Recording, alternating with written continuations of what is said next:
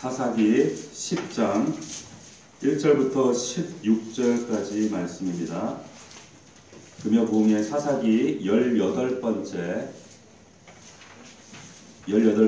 시간 사사기 10장 1절부터 16절까지 말씀을 우리가 함께 교독하도록 하겠습니다.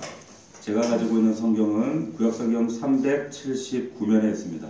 379면 사사기 10장 1절부터 16절까지의 말씀입니다.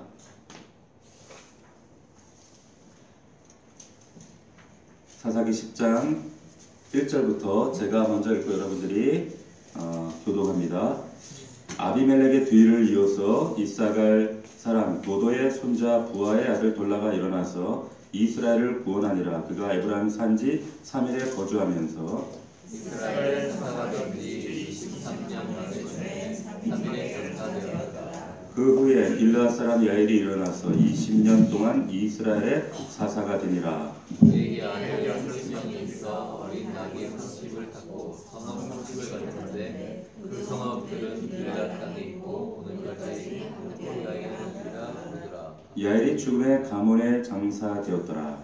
이스라엘은 전쟁까지 여호와의 말씀에 안 그렇나요? 아이들과 아스tarot과 아람의 신들과 시돈의 신들과 모압의 신들과 암몬 자손의 신들과 블렛 사람의 신들을 섬기고 여호와를 버리고 그를 섬기지 아니하므로 여호와께서 이스라엘에게 진노하사 블레셋 사람들의 손과 암몬 자손의 손에 그들을 파심해 그해 그들이 요단 땅 저쪽 길가드에 있는 아모리 족속의 땅에 있는 모든 이스라엘 자손을 쳤으며 18해 동안 억압하였더라. 암몬 자손이 또 요단을 건너서 유다와 베냐민과 에브라임 족속과 싸움으로 이스라엘의 권고가 심하였더라. 이스라엘 자손이 여호와께 부르짖어 이르되 우리가 우리 하나님을 버리고 바알들을 섬김으로 주께 범죄하였나이다. 여호와께서 이스라엘 자손에게 이르시되 내가 애굽 사람과 아모리 사람과 암몬 자손과 블레셋 사람에게서 너희를 구원하지 아니하였느냐. 또 시돈 사람과 아말렉 사람과 암몬 사람들을 납치할 때에 너희는 내게 주고 내가 너희를 그들의 손에서 구원하였거늘 너희가 나를 버리고 다른 신들을 섬기니 그러므로 내가 다시는 너희를 구원하지 아니하리라. 가서 너희가 택한 신들에게 부르짖어 너희의 하나님께 그들이 너희를 구원하게 하라 하시니라. 이스라엘 자손이 여호와께 여쭈되 우리가 범죄하였사오니 주께서 보시기에 좋은 대로 우리에게 행하시려니와 오직 주께 구하옵나니 오늘 우리를 건져내옵소서 하고 자기 가운데서 이방 신들을 제하여 버리고 여호와를 섬기매 여호와께서 이스라엘의 공고로 말미암아 마음에 근심하시니라. 아멘.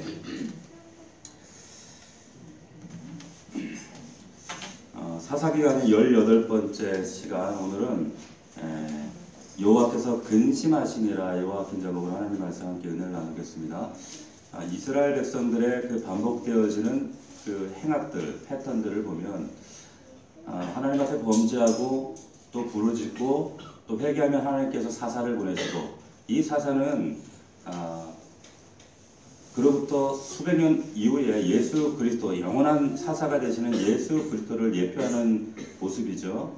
끊임없이 하나님께서 사사를 보내시면 다시 이스라엘 백성들이 구원을 받고 다시 회복되어지고, 그 잠시간의 평안이 일부 진행되어지다가 또다시 또 행악을 반복하는 모습들이 계속적으로 반복되어집니다.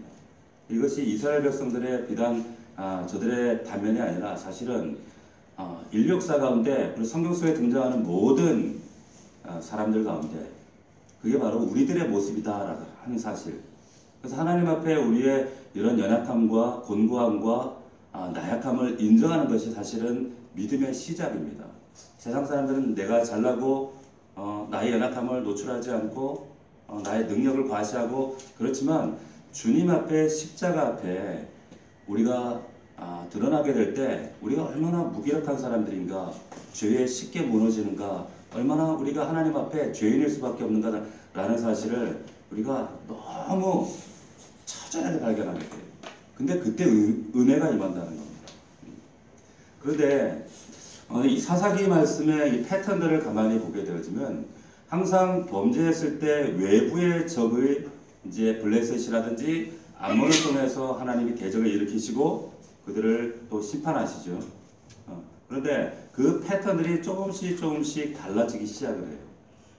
그러다가 이제 지난 시간에 우리 나눴던 말씀은 기드온의 아들 아비멜렉의 반란 사건이 있었죠. 하나님께서 두 가지 패턴으로 징계를 하시는 장면이 등장합니다. 그게 뭐냐면 외부의 적을 사용하시거나, 그런데 외부의 적이 반복되어지다가 이제는 내부의 적을 사용하시는 거예요. 그 내부의 적이 누굽니까? 기드온의 아들 아비멜렉이었다는 거죠. 그 위대한 모든 백성들이 존경에 맞지 않는, 그리고 우리 믿음의 사람들도 누구나 다 부러워하고 존경하는 그 기드온의 300용사. 그런데 그의 아들 아비멜렉은 그 아비멜렉을 통해서 이방 신전에 돈을 받고, 그리고 기드온의 아들 70명은 죽이는 이런 비참한 사건이 벌어진다는 거예요. 그 내부의 적을 통해 다시 한번 기드온을 또 흔드신다는 거죠. 근데 하나님께서 항상 이런 과정들을 보면서 우리 하나님이 인과 응보의 하나님이신가? 그런데 사사기의 말씀은 인과응보를 말씀하시는 이야기가 아니더라는 거예요. 그 말씀 안에는 그럼에도 불구하고 변함없이 하나님은 사사를 등장시키시고, 그들이 기드온과 사사와 그 수많은 회개의 시간들이 반복됨에도 불구하고 또 넘어지고, 근데 하나님은 끝까지 포기를 안 하신다는 거예요. 변함없이 은혜를 베푸신다는 거예요. 그 은혜의 하나님을 사사기는 말하고 싶은 거예요. 그래서 인간은 이렇게 무기력하고 한계가 있는 존재지만, 이제 마지막, 이제 예수 그리스도라고 하는 영원한 메시아가 오시면, 사사가 오시면 영원한 은혜 가운데, 그 영원한 은혜로 말미암아 우리가 영원한 소망 가운데 하나님의 생명을 누리며 살아가게 되어진다. 근데 말씀을 오해하게 되어지면 사사기를 통해서 하나님은 인과 응보의 하나님이야. 인과 응보라고 하는 것은 불교의 교리죠. 그죠? 사람이 자기의 산 내용대로 살아갔던 삶에 그 원인이 있으면 그게 좋은 모양이든 나쁜 모양이든 삶의 결과 반드시 그에 상하는 상벌을 받게 되어진다라고 하는 게 인과응보입니다. 그래서 그 불교에 보면 육도 한생이라는 게 있어요. 각 육도가 있는데 뭐 아수라, 아귀, 뭐 천도, 인도 이런 과정들 육도를 왔다 갔다 하면서 그 죄에 따라서 삶의 내용에 따라서 여기 육도를 왔다 갔다 하다가 운 나쁘면 짐승으로 태어날 수 있어요. 그게 어디냐? 축생도예요. 이렇게 이 육도 한생이라는 과정들을 거치게 된다. 인과응보다. 그래서 우리 그 법당에 가보셨나요? 저는 그 예전에 경주에 있을 때 어떤 법당을 그게 불국사인지 석굴암에 있는 절인지 잘 기억이 가물가물한데, 그 지옥 불화를 보시면 여러분 진짜 아주 생생해요. 믿는 사람이든 안 믿는 사람이든 우리는 당연히 믿지 않겠지만, 지옥 불화를 보면 막 사람들이 목에 칼을 쓰고 있고 불로 사람을 고통을 주고 있고, 그리고 막 막 신문을 하고, 또 사람을 그 사람의 죄값을 막 저울에 달아보는 이런 그림들이 막 그 지옥 불화에 그 불교 법당에 가면 나와 있는데, 그것만 봐도 사람들이 긴장하게 되죠. 잘 살아야지, 똑바로 정신 차려야지, 이런 생각을 갖게 되더라는 거죠. 그런데 하나님께서 정말 육도한생 인과응보라고 하는 이런 방식으로 이 땅의 사람들, 저와 여러분들 다루신다면 이 자리에 앉아있을 사람 한 사람도 없어요. 오늘 성경 본문에 등장하는 이스라엘 백성들이 여기 성경에 기록되지도 않습니다. 그냥 소멸이에요.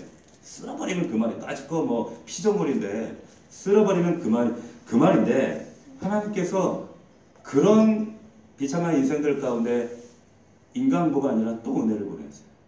은혜로 사사를 세웠어요. 구원자를 보내고 원수의 손을 건져내시고, 겉으로 보기에는 표면적으로 보일 때 이것이 인과 보응처럼, 보응적인 사건들처럼 이스라엘을 이렇게 다루신 것 같은데 전혀 그렇지 않다는 거예요. 오해하시면 안 된다는 거예요. 오늘 본문을 잘 보시면 이 패턴이 약간의 변화가 생겨요. 보시면 사사들이 죽고 또 변함없이 우상을 섬기고 하나님을 배신하는, 그래서 자기들 그 하나님께서 살아가신 약속의 땅, 언약의 땅에 또 우상들을 마구잡이로 들여오고 우상의 전시장으로 만들어버리죠. 그래서 하나님이 또 그것을 바라보시고 가만히 놔둘 수 없으니까 매일 드신데 그 도구가 블레셋과 암몬이었다는 거죠. 그들에게 팔아버렸어요. 보면 인과 응보 같잖아요. 그래 정말 그런가?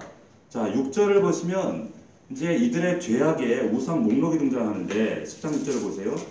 보시면 이스라엘 자손이 다시 여호와의 목전에 악을 행하여 바알들과 아사다롯과 아람의 신들과 시돈의 신들과 모압의 신들과 암몬자들의 신들과 블레셋의 신들을 섬기고 여호와를 버리고 그를 섬기지 아니하므로. 여기 보면 이스라엘 자손이 다시 여호와의 목전에, 제가 예전 말씀을 나눌 때 이 말씀 나눈 적이 있습니다.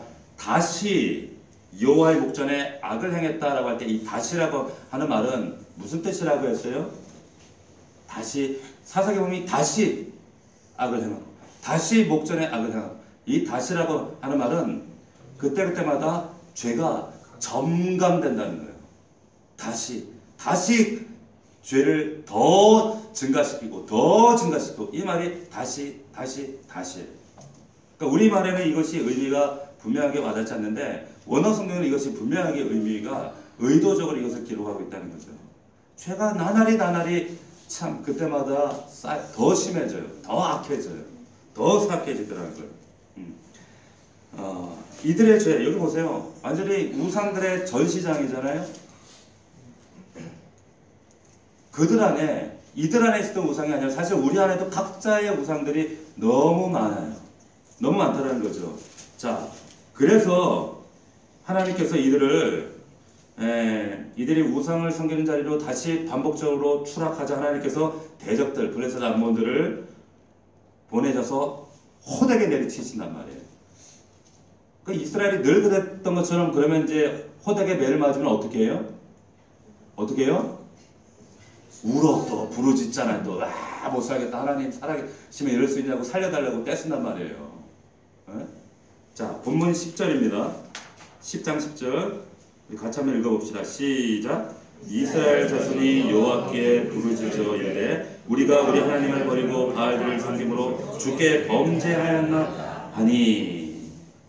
자, 이런 반응이 나오는 거예요. 여기까지는 다 똑같아요. 그런데 이 다음부터, 자, 이쯤 되면 하나님께서 이제 용서해 주시고 사사를 보내시고 이전 패턴은 그래야 되는데 조금 달라져요.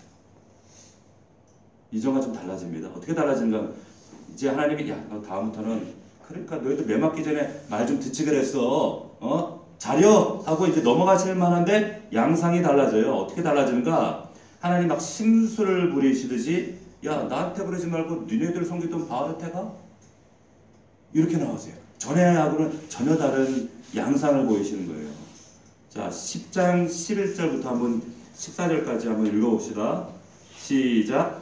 여호와께서 이스라엘 자손에게 이르시되 내가 애굽 사람과 아모리 사람과 암몬 자손과 블레셋 사람에게서 너희를 구원하지 아니하였느냐? 또 시돈 사람과 아말렉 사람과 마음 사람이 너희를 압제할 때 너희가 내게 부르짖음으로 내가 너희를 그들의 손에서 구원하였거늘 너희가 나를 버리고 다른 신들을 섬기니 그러므로 내가 다시는 너희를 구원하지 아니하리라. 가서 너희가 택한 신들에게 부르짖어 너희의 환난의 때에 그들이 너희를 구원하게 하라 하신지라. 자, 어떤 어조인지 아시겠죠? 니네가 의지하는 신한테 가봐. 왜 나한테 와서 사정하니? 비하하면서요. 조소하세요. 하나님이 이런 하나님이 아니신데 굉장히 뿔나신 것 같아요. 너희 하나님한테 가보라는 거예요. 응? 우리 안에 반복적인 패턴이 계속적으로 이 패러다임이 이어질 때 하나님께서 우리에게 침묵하시는 기간이 길어질 때가 있어요. 네가 의지하는 우상 있잖아. 네가 여전히 신뢰하고 네가 결정적인 순간에 찾는 그거 있잖아. 거기 가서 해결해. 하나님이 그거 깨달을 때까지 하나님이 우리의 삶 가운데 간섭을 안 하셔. 지금 하나님이 그 장면이에요. 자, 그런데 이스라엘이 다시 하나님께 매달려요. 하나님이 이렇게 너희네가 믿는 신들한테 해라. 왜 나한테 와서 이러니? 그때 다시 매달리면서 이들이 어떻게 하냐면 자신들이 섬기던 우상을 다 깨뜨려버리고 부셔버립니다. 하나님 앞에서. 하나님 앞에 좀 더 확실하게 분명하게 회개하는 모습을 완전히 연출하지요. 자, 그랬더니 15절 16절을 한번 보십시오. 같이 읽어봅시다. 시작. 이스라엘 자손이 여호와께 여쭈되 우리가 범죄하였사오니 주께서 보시기에 좋은 대로 우리에게 행하시려니와 오직 주께 구하노니 오늘 우리를 건져내옵소서 하고. 자, 여기까지만 봅시다. 자, 여기 보면 이 대부분 이제 많은 주석가들이 뭐라고 해석을 하는가 하면, 회개를 할 때 회개를 이렇게 철저히 해야 돼. 그래서 우상단지 우리 안에 숨겨진 감춰진 모든 우상들을 깨뜨리고 철저히 회개해 하나님이 궁율해 하나님이 용서하시고 돌아오신다, 이렇게 해석한단 말이에요. 그런데 이것이 과연 그런 해석인가? 이것이 진정한 회개의 모습을 연출하고 있는가? 아니야. 이건 전체 그림을 보지 않는 단편적인 해석이 그렇지 않습니다. 자, 회개를 하려거든 우상을 부수면서까지 철저히 회개한다. 이게 진정한 회개의 모습인가? 철저히 회개하라는 회개에서 그렇다면 건져내신다는 말씀인가? 15절 여기 보시면 지금 이스라엘이 하나님의 회개를 하고 있다는 모습의 이 말씀의 뉘앙스가 초점을 거기에 맞추고 있지 않습니다. 잘 보세요. 15절에 뭐라고 하냐면 이스라엘 자손이 여호와께 여쭈되, 묻는 거예요. 우리가 범죄하였으니 주께서 보시기 좋은 대로 우리에게 행하시려니와 오직 주께 구하노니 오늘 우리를 건져내옵소서. 이들의 초점은 어디에 있어요? 회개가 아니에요. 문제 해결에 초점이 있는 거예요. 잘 들으세요. 회개라고 하는 것은 그 회개 가운데 나를 하나님 앞에 내어드리는 것이지, 거기에 다른 어떤 사건이나 내 해결할 문제나 어떤 나의 시급한 것들, 나의 안위가 거기에 개입돼서는 안 됩니다. 잘 들으셔야 돼요. 지금 이스라엘 백성들은 하나님께 지금 회개에 초점이 있는 것이 아니라 자기 문제에 초점이 있어요. 그래서 하나님이 무슨 일을 행하셔도 우리에게 어떤 일을 행하셔도 좋으니까 일단 먼저 우리 살려주세요. 구원해주세요. 회개의 마음에 초점이 있는 게 아니라는 거예요. 초점이 거기가 아니라 문제 해결이 초점이었다는 거예요. 여러분, 회개라는 것이 뭐냐? 그냥 하나님 앞에 울고 짜고 잘못했습니다, 이것이 회개가 아니라 하나님 앞에 돌아서는 거예요. 돌아가는 거예요. 우리가 주일 오후에 룻기 말씀을 나눴죠. 룻기 말씀에 보면 계속적으로 반복되어지는 단어가 있습니다. 혹시 기억나시는 분? 룻기 말씀에서 룻기가 이방 땅으로 갔다가 가족들이 어디로 돌아가죠? 다시 고향 땅으로 돌아간다는 단어가 있어요. 돌아간다. 이 말이 슈브라고 하는 말이에요. 슈브. 이 말이 계속 반복. 이 말이 회개라는 뜻이에요.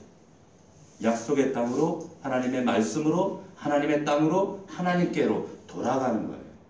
돌아간다는 의미는 뭡니까? 하나님이 주인 되시는, 내가 주인이 돼서 내 뜻대로, 내 의지대로, 내 방법, 가치관대로 살아보겠다고 이방 땅으로 갔는데 하나님이 주인 되시는 곳으로 돌아가겠습니다. 이게 회개라는 거예요.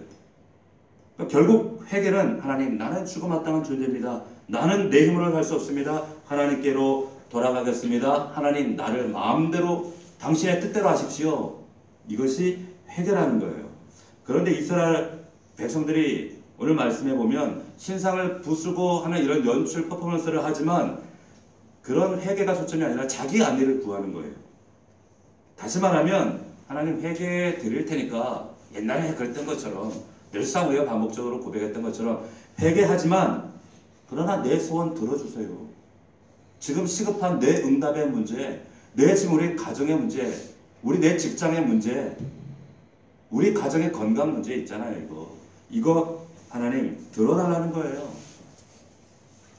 이거는 억지지 회개가 아닙니다. 그래서 하나님께서 어떻게 하세요? 16절 부분을 보시면, 자, 이 부분이 더 선명하게 이해가 되실 거예요. 자, 16절 말씀 다시 한번 우리 16절 읽겠습니다. 시작. 자기 가운데에서 이방 신들을 제하여 버리고 여호와를 숨김에 여호와께서 이스라엘 공고로 말미암아 마음에 근심하시니라.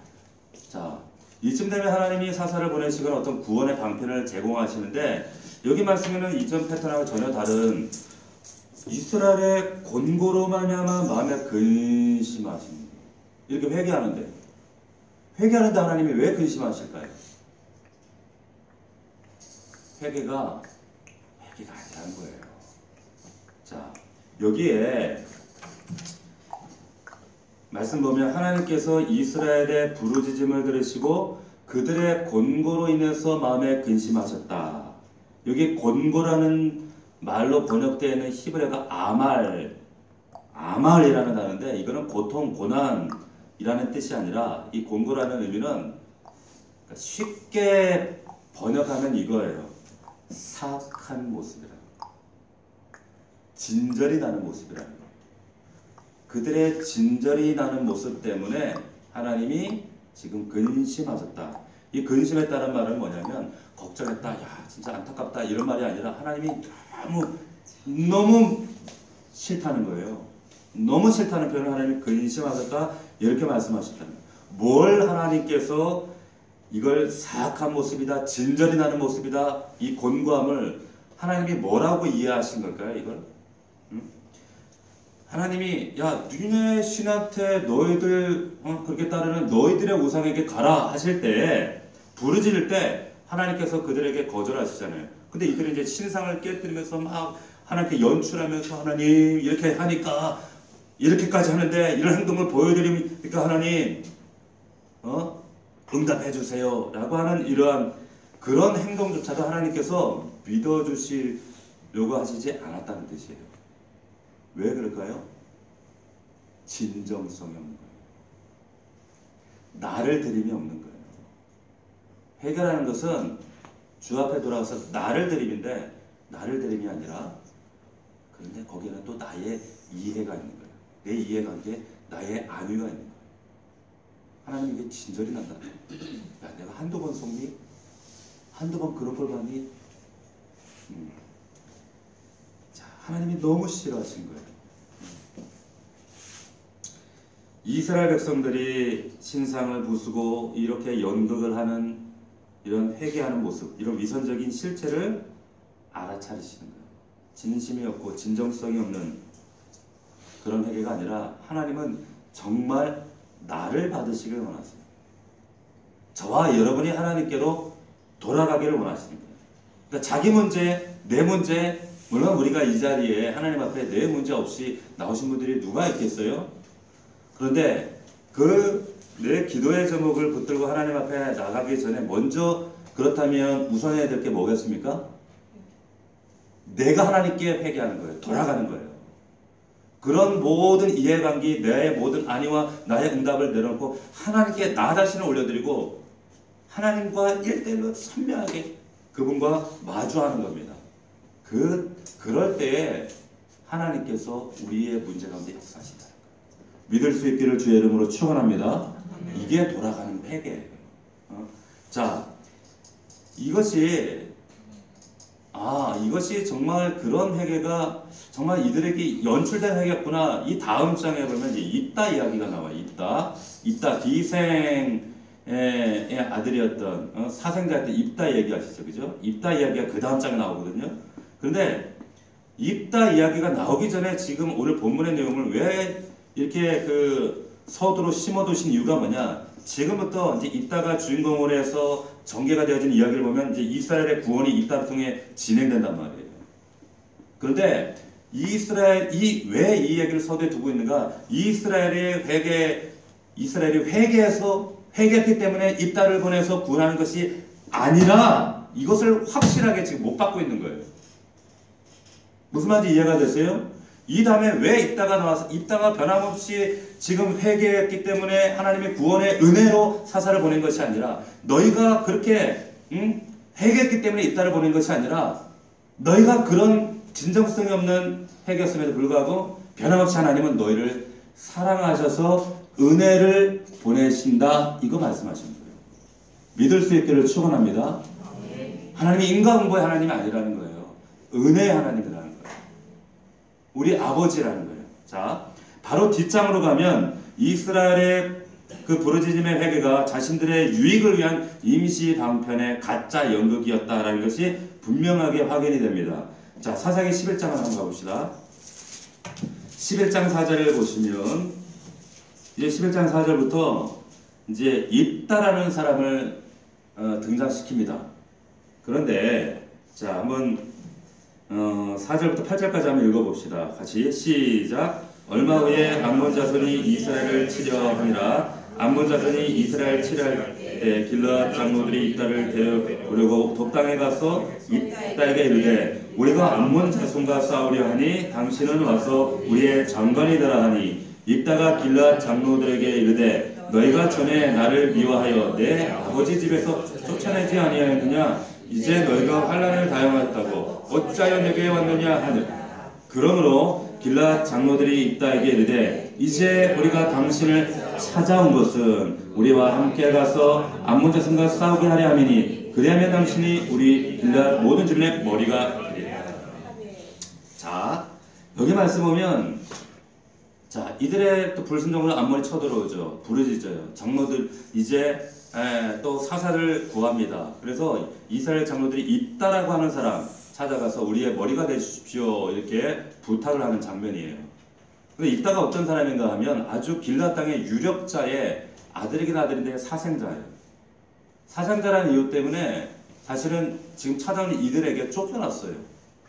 형제들에게 쫓겨난 겁니다. 쫓겨나서 돕당에 거래하면서 소위 말하는 잡류들, 깡패 건달들 모았는데 이들의 세력이 강대해진 거예요. 힘이 막강해진 거예요. 그러니까 암몬이 쳐들어오니까 이 이스라엘 장로들이 찾아온 겁니다. 자, 보세요. 재미있는 것은 뭐냐면 8절에 장로들의 말 속에 있어요. 그게 뭔가 하면 이 장로들이 기돈에게 우리가 당신을 찾아온 것은 이 찾아온 것이라는 단어가 무슨 말이냐? 슈브예요. 슈브라는 거예요. 자, 여기에서 번역된 단어가 슈브, 회개라는 의미라고 그랬죠. 이스라엘 장로들이 지금 입다 앞에서 회개를 하고 있는 겁니다. 왜 회개를 하고 있는? 옛날 너 쫓아냈던 거, 너 사생자를 무시했던 거, 회개하니까 돌아와서 우리 구원해줘. 지금 그 하나님께 돌리던 회개를 지금 입다에게 하고 있는 거예요. 하나님 앞에서 얼마 전에 우상의 신상들을 깨부수고 하나님 잘못했으니까 우리를 구원해 주십시오 했던 그 이스라엘 장로들이 하나님의 일하심을 얼마 가지 않아서 기다리지 못하고 어떻게 합니까? 이제 깡패 두목 찾아가서 자기들의 머리가 되십시오. 회개합니다. 도와달라고 하는 거예요. 자, 십자가에서의 회개가 가짜라는 것이 명백해지는 거예요. 진짜 회개였다면 하나님이 일하실 때까지, 하나님이 구원하실 때까지 기다려야 하는데 깡패에게 찾아가는 거예요. 잡류에게 찾아가는 거예요. 우리가 하나님 앞에 하나님의 때를 기다리고 하나님의 응답을 기다리고 하나님의 역사하심을 기다려야 하는데 그때마다 우리가 실수하는 게 뭐냐? 내 인간적인 옛날의 습관들이 그냥 다시 발동하는 거예요. 내가 앞서요. 하나님보다 내가 더 앞서는 거예요. 내가 일을 하는 거예요. 진정한 회개가 아니죠. 하나님은 미리 이거 간파하신 거죠. 그래서 그들의 권고로 말미암아 근심하셨다. 진절이 나신다. 너네들 그런 퍼포먼스 진절이가 난다.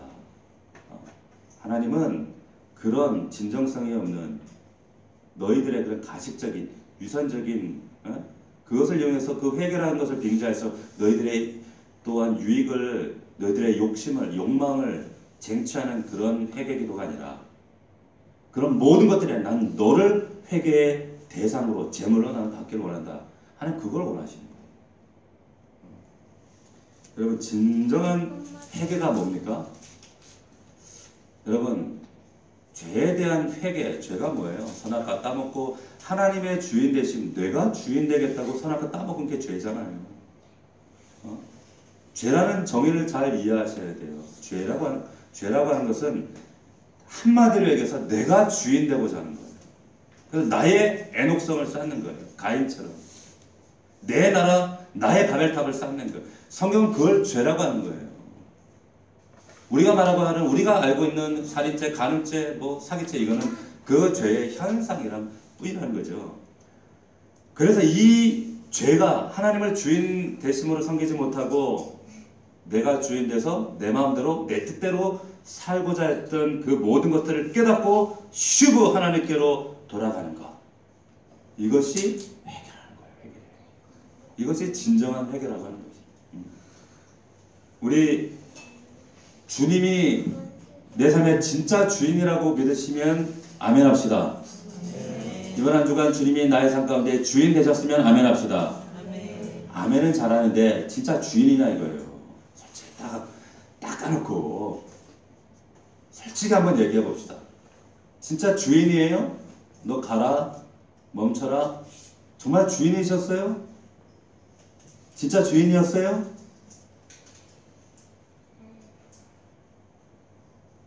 여러분, 제가 우리 성도들 가운데 또 제가 만났던 많은 분들 가운데 그런 얘기를 하시는 분들이 있어요. 아, 예수 믿는데, 예수 믿은 지 그렇게 오래됐는데 예수님이 진짜 계시는지 내 안에 계시다는데 목사님 안 느껴져요. 왜 그래요? 안 느껴져요. 부인을 못 하겠는데 안 느껴져요. 음성도 듣고 말씀도 듣고 하시는 분들도 많은데 저는 왜 안 느껴지죠? 그런 얘기를 하시는 분들이 더러 있었어요. 더러. 그런데 왜 그분들 안에 왜 예수님이 안에서 실제하지 못했을까요? 왜 예수님이 정말 그 안에서 살아계신 것처럼 느껴지지 못했을까요? 왜 그럴까요? 왜 그럴까요? 예수님이 주인이 아니에요. 손님이에요. 여러분, 요한복음 2장에 보면 가나 혼인잔치 비유가 나오죠. 거기에 예수님이 손님으로 초대받아 가셨어요. 제자들과 예수님의 어머니와 모친과 혼인잔치에 가셨는데 때마침 포도주가 똑 떨어졌어요. 포도주는 잔치에 없어서는 안 되는, 쉽게 얘기하면 기쁨의 상징입니다. 기쁨이 고갈됐어요. 메말라 버렸어요. 사라져 버렸어요. 잔치집에 포도주 기쁨이 사라졌다? 이거는 끝인 거예요. 그런데 예수 모친이 포도주가 떨어졌다는데요. 예수님께 그 얘기 하는 거예요.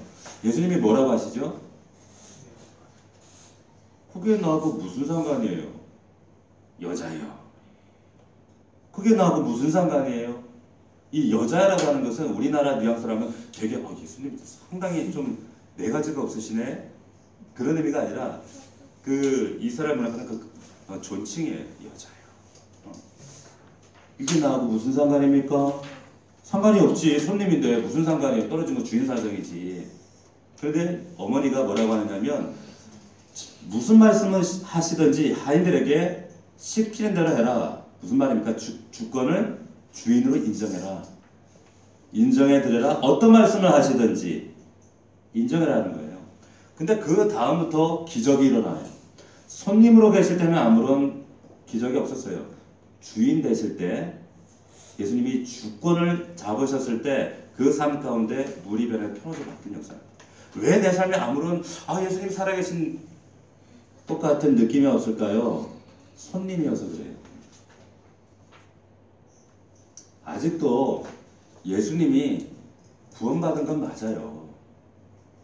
주님이 나를 때 피를 흘리신 거 믿었고 구원의 감격이 있었던 것도 맞고요. 그런데 왜 내 안에 그 살아있는 구원의 감격과 실체가 내 안에 역사하지 못하는가?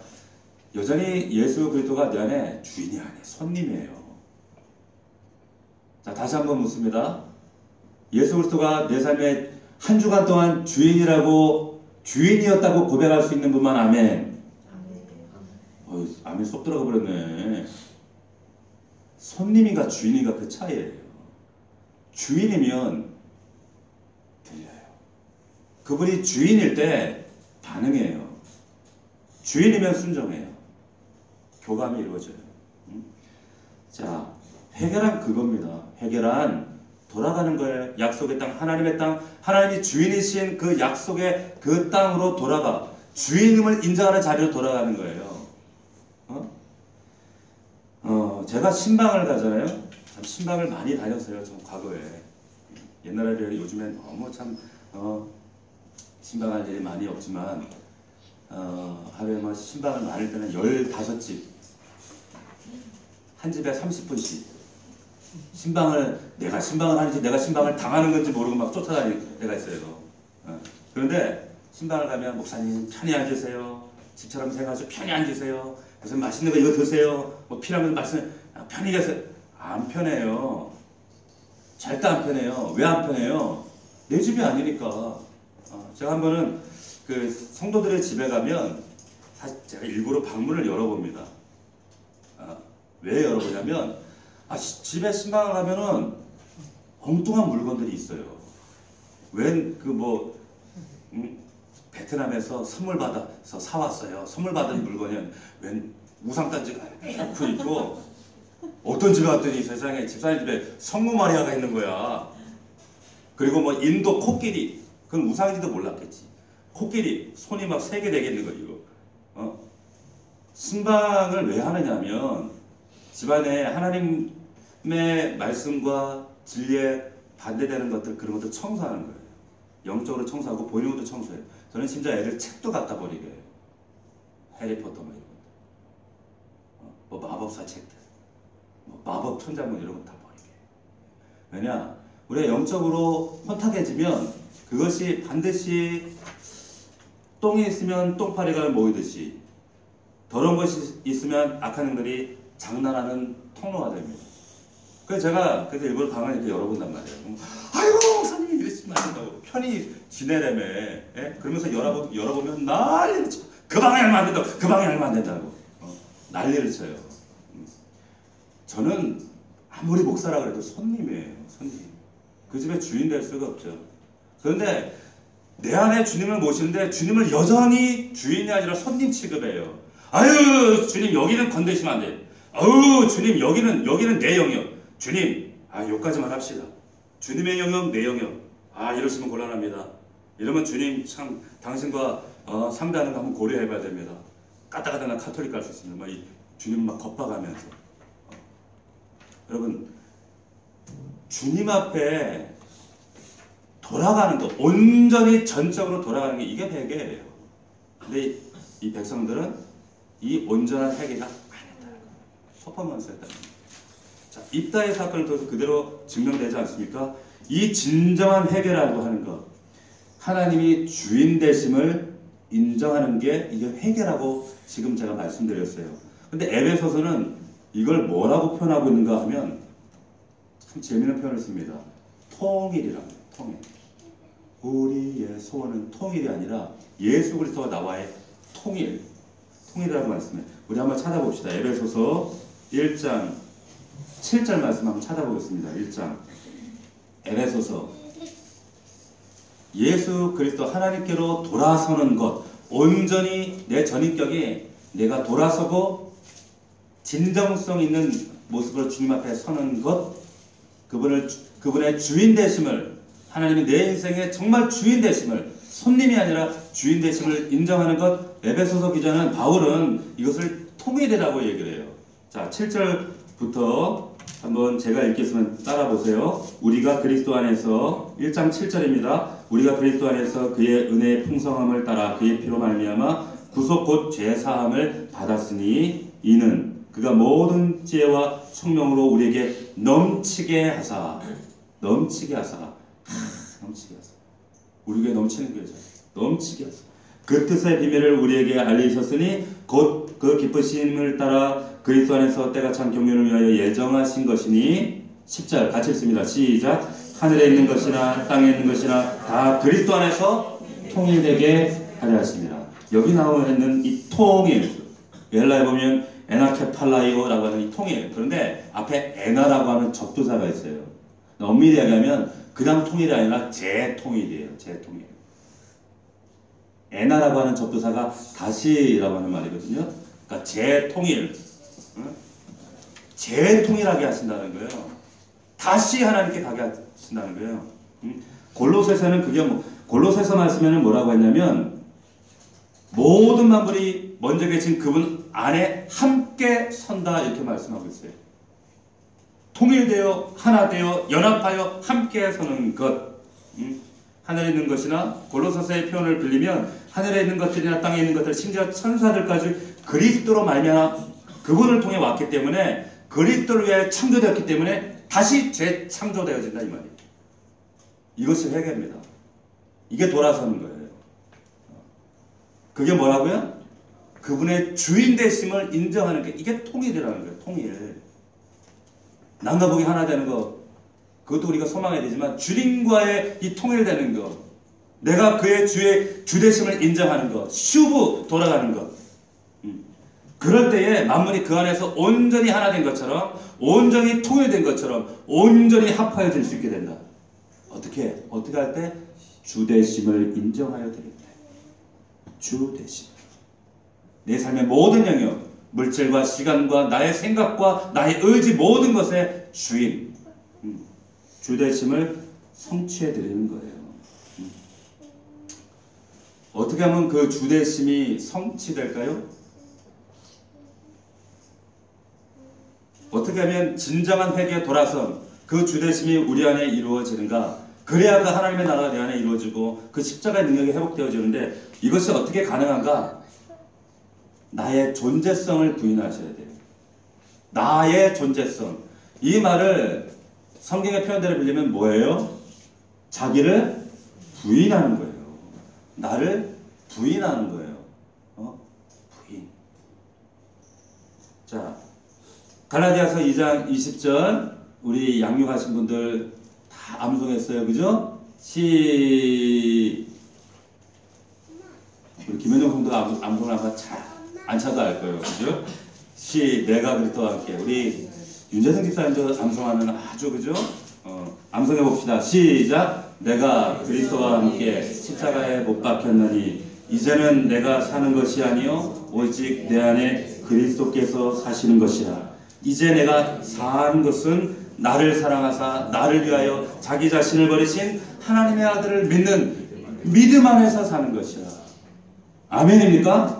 내가 사는 게 아니에요. 그분이 산다니까요. 이게 자기 부인이에요. 그분이 살려면 어떻게 해야 돼요? 나는 죽어야 돼. 십자가에서. 죽을 예정이 아니라 죽으려고 애쓰는 게 아니라 여러분 로마서 말씀의 표현을 빌면 여러분 이미 죽었어요. 죽었어요. 그걸 로마서의 표현대로 말하면 죽었다고 여기는 거예요. 아멘입니까? 여러분 죽었어요. 옆 사람 보세요. 당신 죽었습니다. 시작. 이러시면 안 돼. 너 죽었어 이러면 안 돼. 이러면 오해한단 말이야. 당신은 그리스도 안에서 죽었습니다. 시작. 과거예요. 근데 나는 안 여기는 거예요. 그런데 살아있는 내 모습이다. 이건 뭘까요? 옛사람의 습관입니다. 옛사람의 습관. 내가 행하는 내 삶의 죄의 현상들, 이거 엄밀히 얘기하면 죄가 아니라 뭐예요? 옛사람의 습관들. 남아있는 흔적들. 그렇지만 나는 죽었어. 나는 부인되어야 돼. 나는 사라져야 돼. 이것이 통일이고 온전함이고 이것이 회개. 이것이 될 때 주되심이 인정이 되는 거예요. 날마다 나의 존재성, 나라고 하는 자기 연민, 내 사랑, 나의 걱정, 근심, 나라고 하는 존재성이 부인되어질 때 놀랍게도 자유를 경험하게 됩니다. 놀랍게도 그 그리스도 안에서 연합된 통일을 경험할 때 안개가 걷혀요. 안개가 걷혀요. 여러분, 이 주되심이 성취될 수 있는 첫 번째 가장 간단한 비결이 있어요. 뭔지 아세요? 하나님께 여쭙는 거예요. 묻는 거예요. 말씀을 통해 여쭙고 기도로 여쭙는 거예요. 여러분들의 삶 가운데 있는 많은 문제들, 이거 아무리 굴려봐야 답 안 나오죠. 그죠? 어떻게 합니까? 물론 나의 멘토에게, 상담자에게 아내에게, 남편에게, 가족에게 얘기할 수 있겠죠. 그런데 중요한 것은 근본적인 그 실마리를 가지고 있으면 하나님이 그분께 묻는 거예요. 하나님께 여쭙는 거예요. 기다리는 거예요. 드릴 때까지 묵상하는 거예요. 드릴 때까지 부르짖는 거예요. 그리고 나를 하나님께 드리면 돼요. 그러면 하나님께서 실마리를 탁 주세요. 그 실마리가 뭐냐? 구하라, 두드리라, 그러면 열릴 것이다 하셨죠? 하나님 실마리를 주시는데 그것이 사람이 될 수도 있고 외부 환경적인 사인이 될 수도 있고 다양하게 하나님이 일하신단 말이에요. 그때까지 기다리시는 거예요. 근데 물어야 돼요. 물어야 돼요. 그런데 묻지 않아요. 왜 묻지 않아요? 나의 존재성이 살아있는 거예요. 나의 프레임이 아직 살아있는 거예요. 내가 아직 부인이 안 되는 거예요. 내가. 자, 제가 아주 유명한 노래 가사를 하나 불러드리는데 이게 무슨 노래인가 한번 잘 들어보세요. 근데 가사가 딱 이 시대에 우리가 살아가는 모습이 잘 한번 들어보세요. 이게 무슨 노래일까 한번 맞춰보세요. 퀴즈. 자, 이렇게 가사가 시작됩니다. 자, 이제 마지막이 가까워졌군. 내 생의 마지막 순간을 대하고 있어. 친구, 분명히 해두고 싶은 게 있는데 내가 확신하는 바대로 살았던 삶의 방식을 얘기할게. 난 충만한 삶을 살았고 정말 많은 것을 경험하며 돌아다녔지만 그보다 훨씬 더 굉장했던 것은 나는 항상 내 방식대로 살았다는 거야. 후회라 꽤 있었지. 그렇지만 달리다 보니 딱 꼬집어내어 얘기할 정도로 많았던 것은 아니었어. 난 내가 해야 할 일을 했었고 한치도 예외 없이 그것을 끝까지 해냈지. 난 계획된 길을 따라가기도 했고 새길을 따라 조심스러운 걸음으로 계획을 했었어. 그리고 그보다 더 가치 있었던 것은 난 항상 내 방식대로 갔다는 거야. 지나치게 바이블을 부린 적도 있었지. 하지만 그런 모든 일을 겪는 도중 의심이 생길 땐 전적으로 신용했다가도 딱 잘라 말하기도 서슴지 않았어. 모든 것과 정면으로 맞서면서 난 당당했고 내 방식대로 했던 거야. 난 나의 길을 걸었던 거야. 사랑도 해봤고 웃기도 울기도 했었지. 가질 만큼 가져도 봤어. 잃을 만큼 잃어도 봤지. 난 나의 길을 갔던 거야. 내 경력이 말해주고 있듯이 난 어려움을 피하지 않았고 항상 내 방식대로 해결했어. 그것이 나만의 방식이었어. 그것이 나의 길이었어. 무슨 노래일까요? 오, 빙고, 딩동댕. I did it my way. 이 노래가 얼마나 이게 세속적 노래인지 아세요? 이게? 이 노래 우리 엄청 좋아하잖아요. 이 노래가 극히 하나님과 반대되는 세상 방식의 노래예요. I did it my way. 나는 내 길 갈 거야. 내 방식대로 살 거야. 내 뜻대로 하겠다는 거예요. 이것이 이 노래 불렀던 프랭크 시나트라가 불렀잖아요. 얼마나 많은 사람들이 이 관조적인 삶의 태도 멋져. 그래 내 길을 가야지. 우리 내 길 가면 망해요. 큰일 나. 내 길 갔다가 두드려 맞는 거예요. 그것이 아니라 사사기 표현을 빌리면 I did it my way. 이거는 뭐예요? 내 소견에 옳은 대로 행하였다예요. 내 생각에 옳은 대로 행했다는 거예요. 그렇게 다 진탕 맞았더라. 그 말이에요. 여러분, 세상 사람들은 이렇게 살아가는 사람들을 자기의 철학이 있어, 자기만의 길이 있어, 자기 방식이 있어, 용감해 씩씩해, 이런 사람을 용사라고 부릅니다. 근데 하나님은 이 용사를 뒤집어 엎어버리셔요. 그리고 네 방식이 아니라 마이웨이가 아니라 God way, 하나님의 방식으로 돌아와야 돼. 이걸 말씀하신 이게 슈브예요. 그러기 위해서 필요한 게 뭡니까? 자기 부인과 버림이에요. 버려야 돼요. 그분의 주인 되심을 인정하는 거예요. 지난주에 11월 18일 날이 추수감사주일이었습니다. 우리가 기쁘게 감사하게 보낸 그 주일날 제가 개인적으로 정말 존경하고 귀하게 여기는 목사님이 은퇴를 하셨어요. 이재철 목사님이라고 서울의 양화진 선교사 묘원에 있는 교회, 100주년 기념교회 초교파 그 교회인데 13년을 사역하시고 은퇴를 하시고 아무런 예고도 없었어요. 은퇴식, 이 취임식도 없었어요. 은퇴하실 때 원로 이런 것도 없어요. 전별금 이런 거 없어요. 딱 퇴임하시고 성도들에게 감사합니다, 행복했습니다, 안녕히 계세요 하시고 바로 경남 거창이라고 하는 곳에 내려가셨어요. 왜 그 멀리까지 가시는가? 가까이 양화진에 20년 동안 사셨던 분이에요. 그런데 있으면 후임 목사들에게 해가 되기 때문에 버리는 거예요.